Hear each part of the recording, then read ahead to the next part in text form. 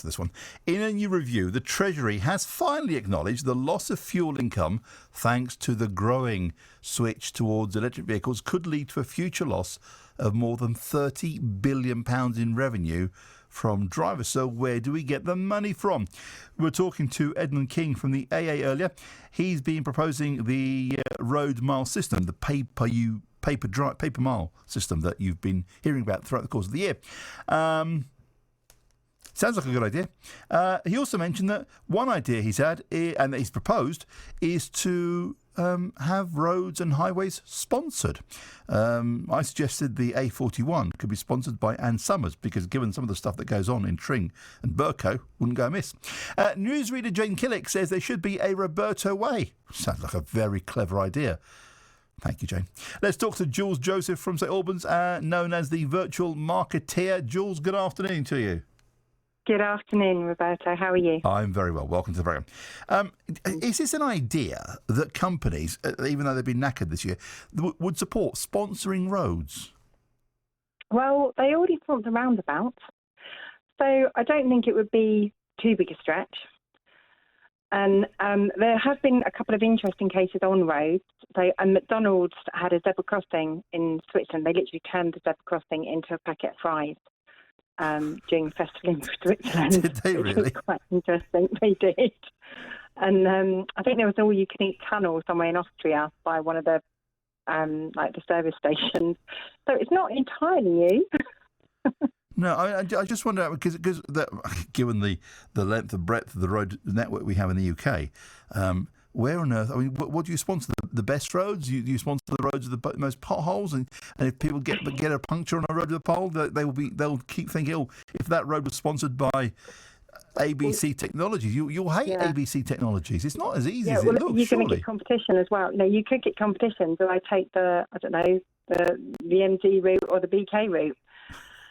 Something like that. So you could end up with quite a lot of fun, I think. But I think people will probably go for the busiest roads, the one that needs they're going to get the most traffic, really. And then I think it then goes to the next stage, which is, okay, so you've got the M25, which is, obviously has quite a lot of traffic on it in a normal year. That could be sponsored by NCP car parks, clearly. Yeah, exactly. That's exactly what I was thinking. But also you could get some entertainers. You could get, somebody, Red Bull or something like that could come along with some, good entertainers and, adds a bit of value to the journey. Get somebody on their singing. We could have a lot of fun with it. I mean, I quite like the idea of the Roberto way. I don't know who's going to sponsor it. I mean, it'd be a super fast highway where you'd have, frankly, you'd have no buses, no taxis, just very fast cars. Yeah, but then that gives, another question. If you're going to get sponsored by, a very fast car, do you then have a lane, especially for your cars? So, you could have the M1 and instead of being a carpool lane, you can have the Ferrari lane. What a very good idea. That's fantastic. I could have the clapped out Ford C-Max lane. That'd be brilliant. Yeah. You could have all sorts of stuff. But when it comes...